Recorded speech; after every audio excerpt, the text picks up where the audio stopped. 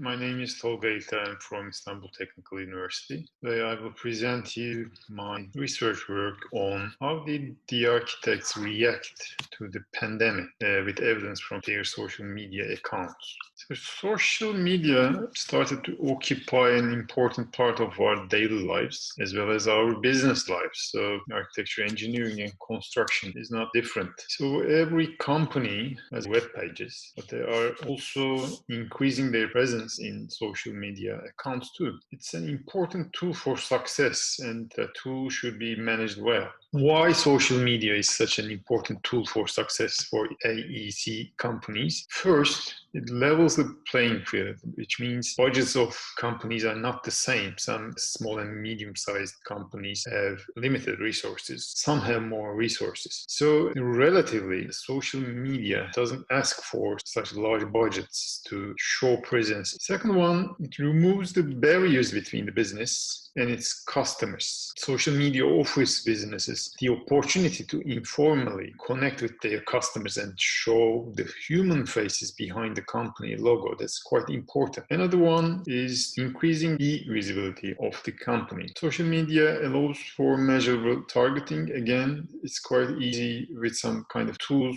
It's budget friendly. You don't have to invest too much for this tool. You can use your current staff in the office easily for increasing your company's performance. On the other side, we are passing through a difficult time. There's a global pandemic that hit the global economies quite hard. And again, AEC industry is not different than the others. As the first reactions against this pandemic was to increase the health and safety measures, in our industry site and office workers are affected by some different practices. First, with strict measures, most of the office workers are sent home and expected to work online. And although the global work environment was encouraging architects to communicate and work online for some time now, it was quite an unexpected change which happened too abruptly. So no one was fully ready for such a change. If we put these together, as we are going digital, we are trying to increase our presence in social networks, and we are suddenly shocked by such a pandemic and forced into moving through digital. So how did architects react to that period? This research work has three research questions. First, how is the performance of architects' architecture offices Instagram accounts? Second, did architects respond to the COVID-19 by their Instagram account? And how did architects react to the pandemic,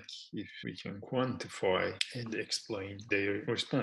So the methodology, scope, and limitations. This research paper tries to identify reactions of architects against the COVID-19 pandemic, analyzing their corporate social media traffic. In order to do that, as the needed data was present, content analysis method is selected to make the necessary analysis. Content analysis is a quite suitable method for doing this. You can analyze various documents such as visual and verbal data, and it's not to be from the author's or user's perspective. Occurrence of certain words, themes, and concepts can quite easily be captured. Quantify the presence, meaning, and relationship of such words, themes, and concepts can be done easily. So we don't need to directly collect data from these people, but we can use what we have, which is quite open and online. So that method suits well for social media analysis. For the content analysis, we created some keywords that will identify the reactions about the pandemic as codes of analysis, such as COVID-19, stay home,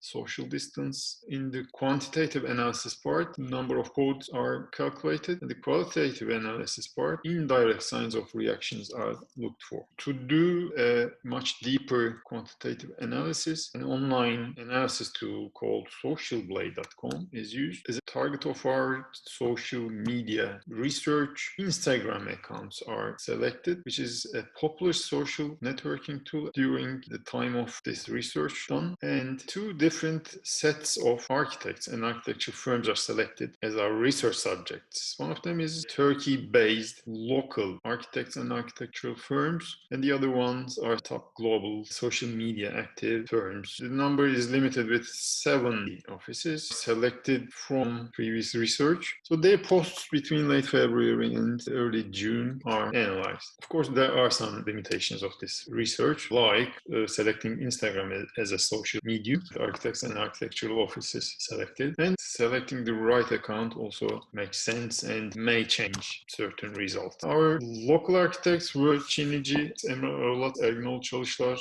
Tabanlıoğlu, Otoban, Gökhan Avcıoğlu, and Toner Architecture. On the other side, the global ones are Big, Bjark Ingels Group, Foster and Partners, MAD, MVRDV, OMA, Studio Gang, and Zahadid Architects. So, are there any clue on architects' reactions over the social networks? Our first research question was, how is the performance of architects and architectural offices' Instagram accounts? At that point, socialblade.com is conducted. So here you can see the global 7 there with a grade that is calculated by socialblade.com. I won't go into details. The media uploads during the late February and early June, the difference between them, number of followers at these certain dates, the difference of the followers, engagement rate, average likes, and average comments. So you can see these details on table 1. So we are looking for some meaningful changes to assess their performances. We can see the differences in the media uploads here, differences in the number of followers here, the engagement rates here. So if we briefly look at the media uploads, the local group has some leading architects, because these numbers here, the posts that have been made by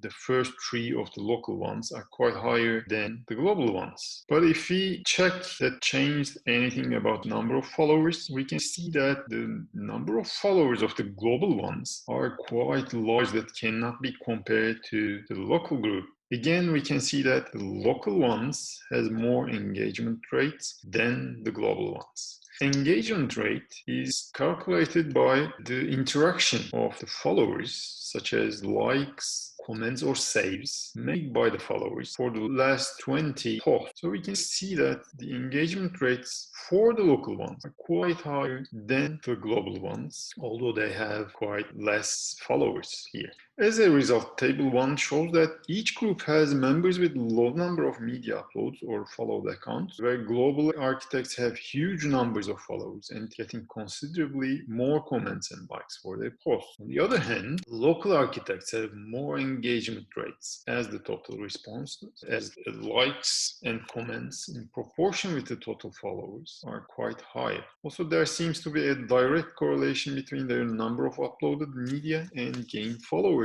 Average total media and number of followed accounts of this group is higher than their global counterparts. However, a more in-depth analysis is needed to identify if these architects, who are in a way social media leaders of their scale, have responded to the pandemic during the crisis period or not. So we come to table 2. In table 2, we can see the shared documents by the architects and traces of pandemic under the selected keywords for the period of late February to early June 2020. So as the architecture extends beyond designing spaces, but also in some ways shape the lives of people, and architects are expected to be sensitive against social and environmental problems of the public, let's look at second question: did architects respond to the COVID-19 pandemic by their Instagram posts? Here we can see the total posts and the numbers of evidence that we can see in these posts in the means of related posts, histories attached, or links attached. And here there is a group of keywords we checked in these posts and the numbers that these keywords have been used.